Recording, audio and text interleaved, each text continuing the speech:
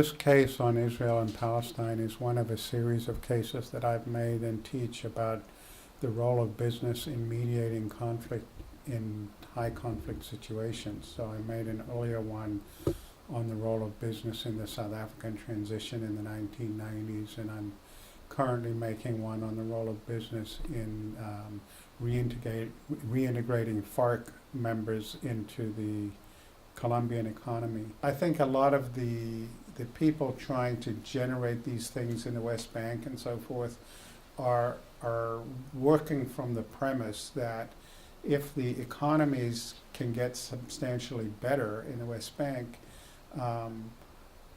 different political forces will emerge, or people will be less rigid in the future. Because attacking the political situation head on is hopeless.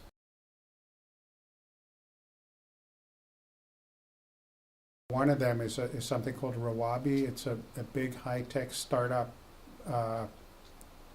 special economic zone. It's a $1 billion venture. Some of the expertise comes from something called the Palestinian Internship Program that is being run by an Israeli tech magnate called Yadim Kaufman, who gives internships to Palestinians for a year, and they then go back into the West Bank and they start companies.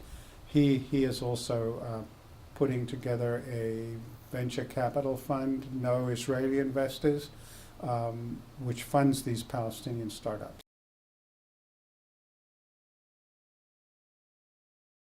They get criticized for normalizing the status quo. Normalization is the big attack, and but if you're normalizing to a status quo that is itself evolving, that might over time put pressure on the political situation.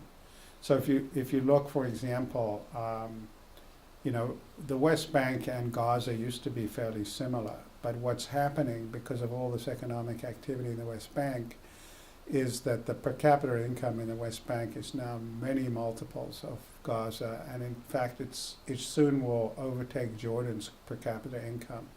And so it's another reason the Israeli settlers don't like this development, because they're worried that far from Palestinians going to Jordan, Jordanians might start coming into the West Bank, is particularly given all the refugee issues and so on in Jordan.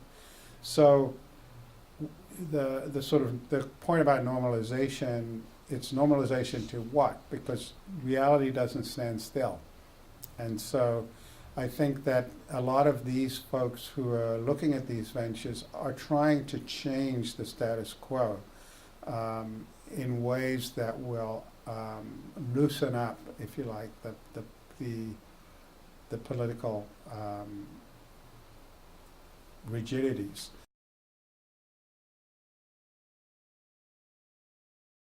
South African story, I mean, in a nutshell, one of the reasons there was no possibility of progress for so long was that the South African Communist Party and the African National Congress were literally the same people. So many white elites in the 1980s were terrified that if there was a transition, that not only would they get majority rule, but they would get communism. Everything would be nationalized and so on. And one of the things, this is in our South Africa case that I made some years ago, one of the things that happened was with communism going off the table, with the collapsing Soviet Union in the late 1980s, as one South African businessman from Anglo-American put it when I interviewed him, he said, I woke up one morning and I realized we don't have to be Cuba, we can be Brazil. And so once people can perceive a different set of economic possibilities, these incredibly ossified conflicts can start to be seen in a different way, take on a different hue, and people will see possibilities that they would never have dreamed of before.